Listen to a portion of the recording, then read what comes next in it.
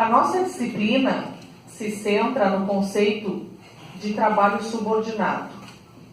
O direito do trabalho se assenta na ideia de que o trabalhador ele tem um contrato de trabalho com o seu empregador e por conta desse contrato ele é uma pessoa que vai responder a este empregador, vai seguir ordens e, portanto, ele é subordinado, ele não trabalha com autonomia. Então, o oposto da subordinação seria a autonomia. O que significa essa subordinação? Ela foi evoluindo ao longo do tempo.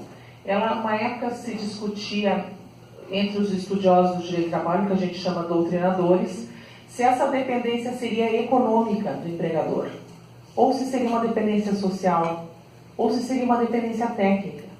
Mas nenhuma dessas respostas foi satisfatória. O que venceu, do ponto de vista majoritário na doutrina, foi que a dependência do empregado com relação ao empregador é uma dependência colocada através do contrato de trabalho. E essa dependência se chama dependência hierárquica ou jurídica. Ocorre que nós estamos na indústria 4.0, uma nova fase da revolução industrial, que significa uma fase da tecnologia do conhecimento, da tecnologia da informação, e a ideia de hierarquia, de ter um empregador que dá ordens, ela já ficou mais diluída. Mas para o direito do trabalho, vejam bem, o direito vai atrás dos fatos, ele não é rápido, ele não acompanha tão bem, ainda é a ideia de subordinação hierárquica e independência. O que aconteceu ano passado com a reforma? A gente criou outros tipos de dependência ou outros tipos de subordinação. A subordinação também hoje em dia é visto como uma espécie de vulnerabilidade ou hipossuficiência do empregado. Hipossuficiência por quê? Porque ele tem uma deficiência na hora de combinar o contrato, na hora de ajustar o contrato.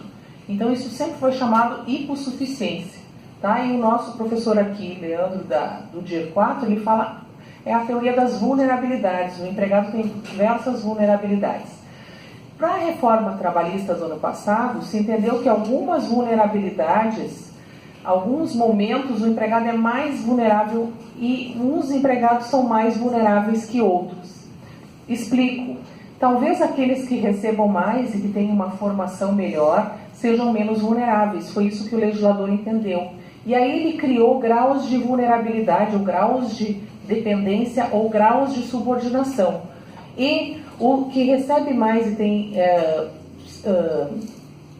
uma formação acadêmica, uma formação universitária, foi chamado de pseudo-suficiente ou hipersuficiente. Tá? Então é um trabalhador que poderia em tese negociar melhor diretamente com o seu empregador sem o aparato estatal. Porque vejam bem, a ideia de hipossuficiência, ou seja, de dependência do empregado, faz com que o Estado entre naquele contrato de trabalho e faça o seguinte, o Estado vai dizer, olha, as horas extras a pessoa não pode contratar por 18 horas, é excessivo. Então o Estado determina qual é o conteúdo desse contrato. Para o trabalhador agora, que é dito hipersuficiente ou pseudo-suficiente, é dito assim, não, algumas coisas no seu contrato você vai poder discutir diretamente com o empregador. Então há uma certa retirada de proteção do Estado nesses contratos, e aí é isso que a gente ouve dizer, que o negociado prevalece sobre o legislado, especialmente para esse tipo de empregado que que recebe um pouco mais e tem uma formação melhor. Tá? Então a gente quebrou também a lógica, a reforma talvez tenha quebrado a lógica de que todos os trabalhadores subordinados são tratados igualmente perante a CLT. Não, então agora eu tenho um tratamento diferente. Tá bem? Então isso sobre o trabalhador subordinado.